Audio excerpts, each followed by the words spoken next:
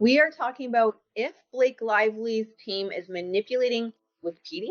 It seems irrelevant in these times. If you can't win in court, you certainly would want to win in the court of public opinion. Ryan Reynolds, my dude, this sounds terrible. Zero-time Oscar-nominated actress Blake Lively was not at the Academy Awards on Sunday. Oh my God.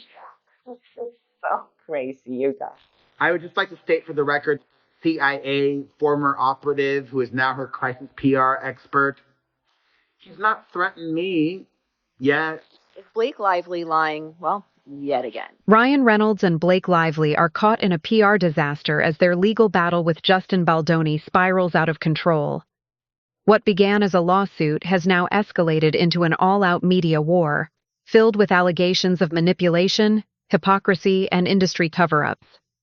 From suspicious Wikipedia edits and SEO tactics to Hollywood power moves, the scandal has exposed shocking behind-the-scenes strategies.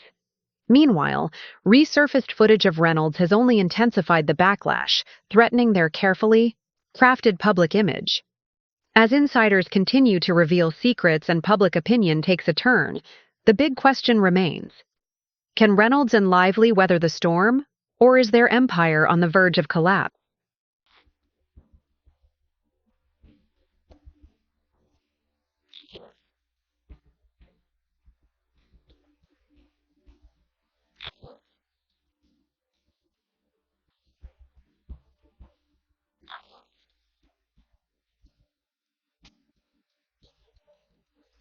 If you can't win in court, you certainly would want to win in the court of public opinion. And if you can't get the court of public opinion, maybe you want to win by sort of tricking the system. And by that, I mean search engine optimization, editing Wikipedia pages to slam content creators. Is this a war? Someone posted this once Blake Lively got the ex-CIA crisis PR manager. They said, "They are getting ready for war. I feel so worried for Justin." Now, I don't think Justin is going to be attacked any more than he already has. I think any ammunition they had, they already used on him. The legal battle between Blake Lively and Justin Baldoni has taken an unexpected turn, evolving into a high-stakes public relations war, with both sides accused of using media manipulation tactics. The controversy has now extended far beyond the courtroom, pulling in several major Hollywood figures, including Ryan Reynolds. What began as a dispute over the film It Ends With Us has transformed into a spectacle of media influence, reputation management, and industry politics, raising serious questions about power dynamics in Hollywood. We are talking about if Blake Lively's team is manipulating Wikipedia. It seems irrelevant in these times, right? We would think that the places to try and manipulate the media would be TikTok, YouTube, Instagram, but no, Wikipedia is one of the number one places to head when a PR team is looking to manipulate the media and create a very specific narrative. I'm going to break it down for you guys on why. I got your back. We're going to look at why they would go to Wikipedia, why they may be targeting content creators over on Wikipedia as well. Recent reports suggest that Blake Lively's PR team has been aggressively employing SEO strategies to suppress negative press while amplifying favorable narratives about her. Critics have also accused them of editing Wikipedia pages of journalists covering the case, including one named Kiri Flar, in an apparent effort to control the public discourse surrounding the legal battle. Now, Kirsty here, our good pal Shirsta, has already had her credibility brought into question on multiple court documents where they were saying, well, she had this opinion about Johnny Depp a few years ago, and the same PR people that worked with Johnny Depp are now working with Justin Baldoni, and they use sort of confirmation bias to make these arguments. And the truth is, there's only a handful of top-notch PR people that exist out there, and then there's a whole bunch of content creators that cover the same topics. They're bound to intertwine. Now, I personally believe in my heart of hearts that Shirsta had nothing to do with a coordinated smear campaign for Justin Baldoni against Blake Lively. Why do I believe that? Because I'm not part of a smear campaign. I just read the court documents like everybody else and offer my opinion. Her Wikipedia page was allegedly edited over 50 times in just 2 months, shifting the focus from her reporting to controversies surrounding her. Some speculate that Baldoni's PR team initially created the page to establish her credibility, only for Lively's team to later manipulate it as a tactic against her. Horrific, weird, scary, creepy thing that happened to me. So 5 days ago, Magnus and I spoke about my Wikipedia page because someone on Substack, his name is Lovett, and he did this article about how he thought my Wikipedia page was suspicious. And then he was suspicious that someone on Justin Baldoni's team had created it. He didn't say why he was suspicious of it. I even said in that video 5 days ago that I really liked the Wikipedia page. I had nothing to do with it. Someone sent it to me and I was like, well, this is nice. We really focused on a lot of the positive things that I've done and some of my achievements, you know, as a journalist. Today, it's completely different. So I went into the history of the Wikipedia page, and it's been edited 50 times since the last 2 months. 50 times someone came in and tried to change my story. And nothing has happened since then that they've been commenting on, but they've just been adding things little by little to my page. 5 days ago, though, it was very different. So I don't know if it's been back and forth there. And I don't know. What do I know who created this? As the PR battle intensifies, Kirsty FL, host of Flea Awesome Talk, has alleged that her Wikipedia page has been targeted in a coordinated smear campaign. It's a lot going on right now. It's a big mess. And it all evolves around my Wikipedia page that someone is trying to manipulate to smear me. And now it's all coming to light. Beyond Wikipedia edits, media outlets and online commentators have highlighted a broader strategy aimed at shaping public perception. Headlines about Blake Lively honoring her late co-star Michelle Trachtenberg conveniently emerged just as scrutiny over the lawsuit intensified. Meanwhile, journalists and YouTubers covering the case have faced online attacks with accusations of bias and misinformation. Many suspect that PR firms are operating behind the scenes, working to control the narrative, and discredit those speaking out. It's a calculated PR tactic, and how we know that is you can go to Google and search Blake Lively, which is what I did this morning, so I had a feeling this is what was going to happen because my background is in marketing and branding. That is literally what I do for a job, is marketing and branding for public figures, CEOs, with small-scale celebrities, musicians, entrepreneurs. So I know the game. I can spot the game. And if you go to Google today, if you just type in Blake Lively, it's every single news publication and website has almost the exact same headline. SEO manipulation is done as a PR tactic to flood search engines such as Google with positive headlines and push down any negative. Taylor Swift is very famous for using this PR tactic as well. If you Google Blake Lively today, it is very difficult to find trending articles around It Ends With Us, the lawsuit, any of it. Any negative press is off the main pages. And interestingly enough, to give a shout out to Daily Dose of Donna Bowling, who I absolutely adore, she heard from a friend of Michelle's who said that they were in fact not friends. And Michelle did not actually like Blake because she always held up the set being late. And if you go to Michelle's Instagram, she doesn't follow Blake Lively. She does follow Leighton Meester, but she does not follow Blake Lively. So I just find it, sure, we can be reflecting. Sure, death and tragedy really makes us reconsider things. It makes us take stock of our life. Absolutely. And if it had been authentic, it just makes me question it when it turns out they weren't actually friends, and then the SEO manipulation that within, 12 hours is taking over every platform. Amidst the chaos, Ryan Reynolds has unexpectedly found himself at the center of backlash. A resurfaced clip of him joking about staring at a nursing mother has sparked accusations of hypocrisy, further complicating the controversy surrounding him and Blake Lively. I'd probably like to go back to this morning.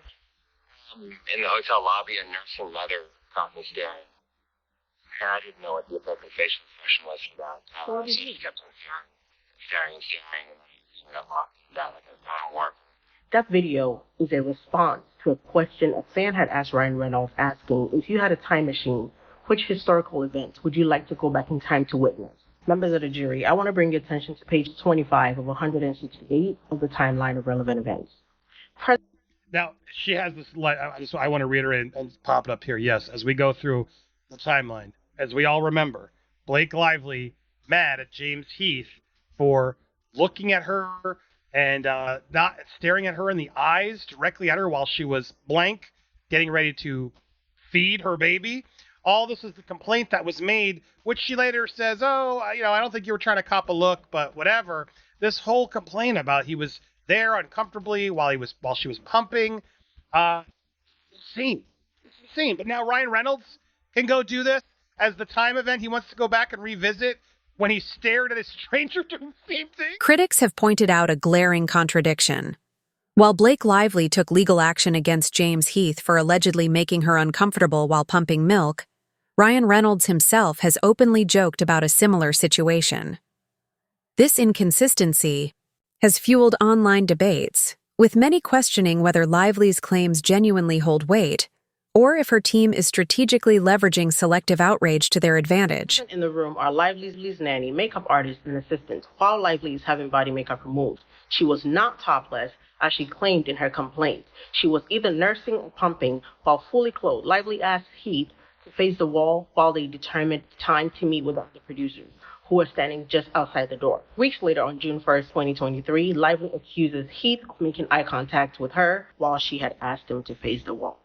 So, Mr. Reynolds, I would like us to go back in time, find that nursing mother feeding her baby, while you stood there and stared, you just didn't know what to do. I would like to get that woman some fucking compensation. It's okay when you do it. It's a problem when other people do it. Mm-hmm. Interesting. You just stood there and stared because you didn't know what to do. You're a grown man. You're a married man. You're a father. You've seen a woman breastfeeding before. Why were you staring at this woman? Here your wife is saying she asked somebody to look at the wall because she was pumping or nursing or whatever. The fallout has even impacted Ryan Reynolds' recent Oscar appearance. Reports suggest that his presence as Deadpool received an unexpectedly muted audience reaction, a stark contrast to the enthusiastic receptions he typically enjoys. This shift has led some to speculate whether the ongoing controversy is beginning to tarnish his once flawless public image. Well, anyway, back on to Ryan. Ryan, look who's here at the Oscars last night, Dick. Who was not even nominated? Dancing Deadpool! No one even clapped. No one even clapped. No one even clapped when Dancing Deadpool came in. And interestingly enough, they did clap when a sandworm playing the piano came in. Playing chopsticks, because that was kind of funny. Why was there a Dancing Deadpool? Look, I liked Conan last night. That was probably the worst joke of the night.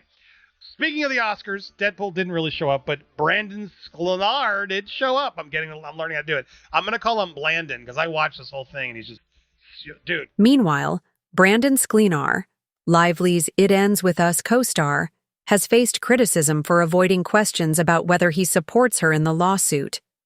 His reluctance to take a clear stance has only added to the speculation surrounding the case. Brandon Sklenar, who, right after the movie comes out, press starts rolling out, and it's not good for Blake. Right after the movie comes out, her press is kind of bad. She was launching a soda line and a hair care line during the process as if it were a romantic comedy and not a movie about domestic violence. There's some old clips of her being snarky with journalists, as you've seen, and they come out. And this guy, Sklenar, joins the rest of the cast, unfollowing Baldoni, and he sends a link to Blake's, civil rights complaint when she made all these accusations about Baldoni, and he said, oh my God, you got to see this, and he puts it out. Now, of course, he's dead silent. But remember, on the love bombing front, ahead of the legal battle, Blake campaigned for Brandon Sklenar to get the role of Batman, tagging DC Studios Chief Executive Officer James Gunn. She put it out there. James Gunn knows how to give the people what they need, and this they need. Referring to Brandon Sklenar playing Batman in The Brave and the Bold upcoming movie. So what are you going to do? Have her back? If this is the movie, Reynolds has got some stroke. Blake has some stroke together. Brandon remained silent, unwilling to take sides as the case grew more unpredictable. Initially, he seemed to lean toward supporting Blake, but as the situation became more complex, he realized that picking a side too soon could backfire. Uncertain of how things would unfold, he chose to stay neutral, carefully observing from the sidelines. Here's Brandon Sklenar, by the way, last night at the Vanity Fair party. Buddy, stay in. Don't go out to these events. Of course they're going to ask you what's on everybody's mind, and not just your piping hot career. Yeah. And finally, I know you're very supportive over your female co-stars as well. Blake Lively, how are you hoping to support her during this time? I mean, I just... Oh, look at him. See that? It's a tough situation, and I just hope everyone remembers what the movie's about and why we made it in the first place. And we made it. It's about love, and it's about love. Supporting women in general. Yeah, supporting women and helping people through tough times. Yeah. That movie helped so many people. And I just want people to listen, you can get rid of that, but I mean, the guy, like, why are you going out? Poor guy, you put your chips in the corner on Blake in this, and then you realized, oh God, how have I done? Now the best thing to do, even though you have these projects coming out, is just go into the event and don't say anything. If you stop to see a reporter, you can guarantee that's what's on their mind. Industry insiders have highlighted how PR firms strategically time narratives to shape public perception. As media coverage shifts, it increasingly suggests behind-the-scenes influence. Some have also questioned the integrity of those opting to remain neutral, arguing that in a case like this, silence can be just as telling as taking a stance. But Brandon Sklenar did show up. I'm learning how to do it. I'm going to call him Blandon because I watched this whole thing and he's just, dude, you need some new stories. You need to show a little bit more excitement. You are boring as heck on these carpets. But this woman asked, from Hollywood Reporter, asked about Blake. I know you're very supportive over your female co-stars as well. Blake Lively, how are you hoping to support her during this time? I mean, I just, it's a tough situation, and No, it's not. No, it's not a tough situation at all. You are either on Blake's side still, in which case you support Blake, or you're not. It's not that tough. Chat, is this tough? I just hope everyone remembers what the movie's about and why we made it in the first place, and it's about love, and it's about supporting women in general, and helping people through tough times. And that movie, which you're doing neither of which, dude. You're not helping Justin through a tough time or supporting the woman. You're just like, I am not picking a side. But you did is the problem. You did pick a side. If you had said this all the way along, I would have respected you more. Like, I'm not getting involved. But you did pick a side. And now you're letting her out to dry while all still, again, leaving Justin out to dry. It's helped so many people.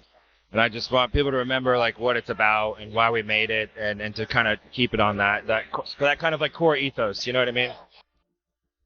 No, I don't know what you mean, man. I think you're completely a moron. Adding to the intrigue, reports suggest that Blake Lively and Ryan Reynolds have brought in former CIA Deputy Chief of Staff Nick Shapiro for crisis management.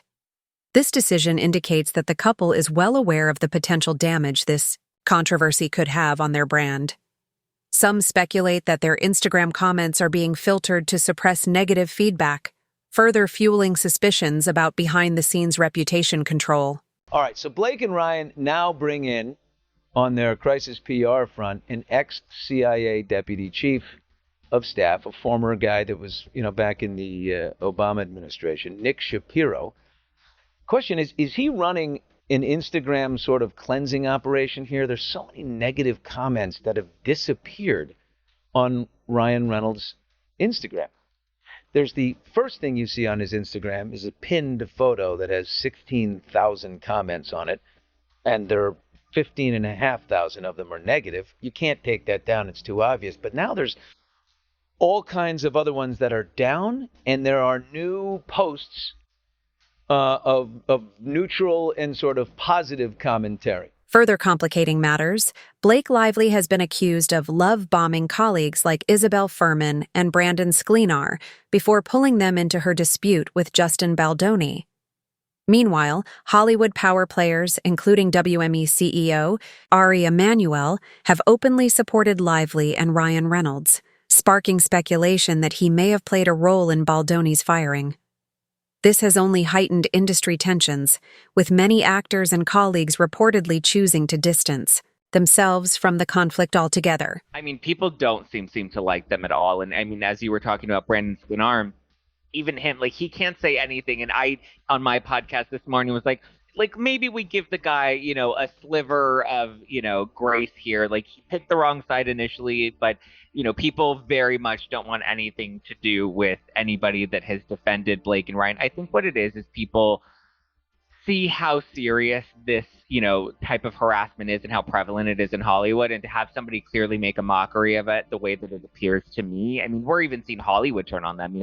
Conan O'Brien's joking about it. SNL's now starting to throw jabs at them. So it doesn't seem like they have much support anywhere right now, aside from their, new CIA dude. Well, then, but Ari Emanuel, who is the CEO of William Morris Endeavor, huge agency that, he did this podcast, the Freakonomics podcast. I guess it was supposed to be a private event, not actually for publication, which is a weird thing to do with a podcast. But nonetheless, the audio of it leaks out, and he says, I'm a ride or die. I'm a ride or die with these guys, which definitely shows you that Blake and Ryan were part, when they said they weren't, of Baldoni getting fired, because a choice had to be made. And Ari chose them and fired Baldoni, and he's definitely cost him some work. Yeah, I mean, the key words that he used were, we fired him and I'm ride or die for Blake and Ryan, which to me really sets up Baldoni to prove damages in his case. With tensions running high, speculation is growing over the long-term impact of this legal battle. Many industry insiders believe the case may be settled before reaching trial, as the relentless media scrutiny is taking a toll on all parties involved. The reputational stakes are immense, and with so many Hollywood figures caught in the crossfire, the outcome could have lasting consequences across the industry. Do you think it'll get quiet at least in the 1 year we have until this alleged trial, which there's no way this thing goes to trial, but what do you think happens next? I mean, I feel like every step she takes is a bit of a misstep, and, there's just so much heat on her. I don't see her going through this for a whole year. I mean, we even saw that she didn't win her case trying to get the phone records. The judge very much tried to limit her scope there. So I don't foresee this going to trial. I probably predict this dying down by summer, and maybe we get a settlement, because I don't understand how they can endure an entire year of just going back and forth on this. Either the judge moves up the trial, which he's already threatened to do with some of the tactics that we've seen both parties play out in the media, or it gets settled soon. As public opinion continues to shift and new revelations emerge, the battle for narrative control grows more intense. Whether Lively and Reynolds can emerge from this unscathed remains uncertain, but one thing is clear. Hollywood's PR machine is working overtime, and this fight is far from over. Blake Lively had a point on one thing. Her time as the Hollywood it girl. The days of the left bullying and controlling us without much pushback. The days of the media pretending to be objective and independent, demanding to be left be owned. It really does end with us. And not a moment too soon. As the controversy surrounding Ryan Reynolds and Blake Lively intensifies, their once spotless reputation is facing mounting scrutiny. With allegations of media manipulation, ongoing legal battles, and deepening industry tensions, the big question remains. Can they withstand the storm, or is this the beginning of their Hollywood downfall? We'd love to hear your thoughts in the comments below. That's it for today's video. Be sure to like, subscribe, and hit the notification bell. For more updates, thanks for watching, and we'll see you in the next one.